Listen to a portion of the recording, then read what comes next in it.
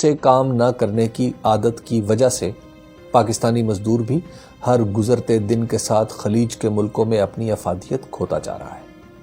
ہمارے معاشرے میں کام نہ کر کے یا بہت کم کام کر کے زیادہ پیسہ کمانے کی اس روش نے صورتحال اتنی خراب کر دی ہے کہ چینی سرمایہ کار جو یہاں کارخانہ لگانا چاہتے ہیں پاکستانی مزدوروں کی پیداواری صلاحیت کو ناقابل قبول سمجھتے ہیں۔ یہ حالت صرف مزدوروں کی ہوتی تو بات بھی تھی، معاملہ اس حد تک خراب ہو چکا ہے کہ جن چند منصوبوں پر پاکستانی انجینئرز کو بھی لگایا گیا وہ بھی اپنا کام پورا نہ کر سکے اور انہیں چین سے تربیت دلانا پڑی۔ پاکستان کی افرادی قوت کا یہ خراب حال ایک دن میں نہیں ہوا۔ ذوالفقار علی بھٹو کی نیشنلائزیشن کی پالیسی کی وجہ سے جب کارخانے سرکاری شعبے میں آ گئے تو روزگار کا موقع بھی سیاست سے منسلک ہو گیا۔ پھر نجی کاروبار نے بھی ایسی شکل اختیار کر لی کہ یہ منڈی کے اصولوں کے مطابق نہیں، سرکار دربار سے تعلق کی وجہ سے چلنے لگا۔ سرکاری ٹھیکیداری، ٹیکسٹائل، ہاؤسنگ سوسائٹیز، شوگر ملیں، کھاد کے کارخانے، بجلی گھر، سی این جی اسٹیشن دراصل کاروبار کی تعریف پر پورے ہی نہیں اترتے۔ یہ پیسے کمانے کی وارداتیں ہیں جن میں کامیابی کے لیے بس حکومت اور بیوروکریسی کی آشیرواد کی ضرورت ہے۔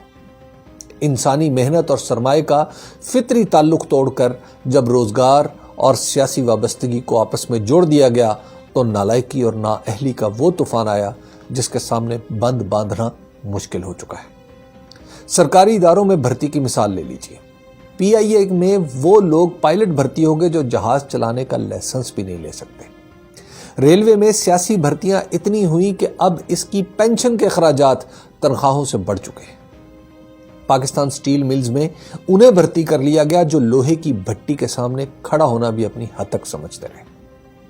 1990 کی دہائی میں بے نظیر بھٹو اور نواز شریف نے مقابلے میں اپنے اپنے کارکن سندھ اور پنجاب کے محکموں میں بھرتی کیے جو آج اعلیٰ عہدوں پر پہنچ کر پورے ملکی نظام کو تباہ کیے دے رہے ہیں۔ سندھ میں چونکہ نوکری اور تبادلہ کاروبار کی شکل اختیار کر چکے ہیں اس لیے وہاں کشمور سے کراچی تک سبھی کچھ برباد ہوتا جا رہا ہے۔ جس معاشرے میں روزگار، تعلیم یا ہنر پر منحصر ہونے کی بجائے کسی بڑے کی نظر کرم کا محتاج ہو جائے وہاں یہی سب کچھ ہوتا ہے جو ہو رہا ہے۔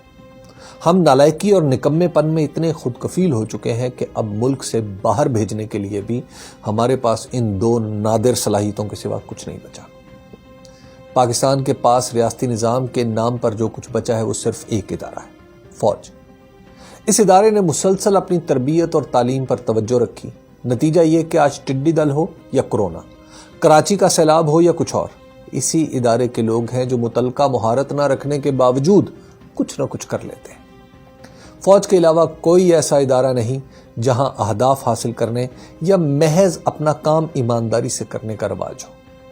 حکومت سے باہر صرف چھوٹا سا نجی شعبہ ہے جہاں لوگ کچھ کرتے نظر آتے ہیں کیونکہ یہاں کام کے بغیر نوکری قائم ہی نہیں رکھی جا سکتی۔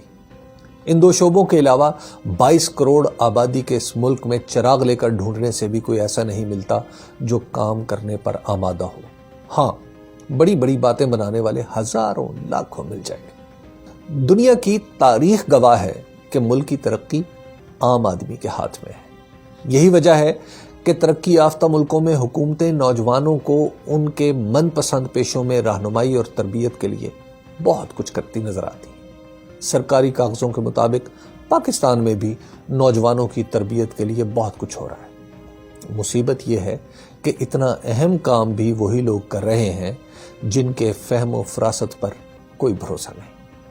اس بے اعتمادی کی وجہ بھی شاید یہی ہے کہ اگر ایک آدمی نالائق ہو تو اسے خود پر اعتماد نہیں رہتا، اور اگر قوم ہی نالائق ہو جائے تو کوئی کسی پر بھی اعتماد نہیں کر پاتا۔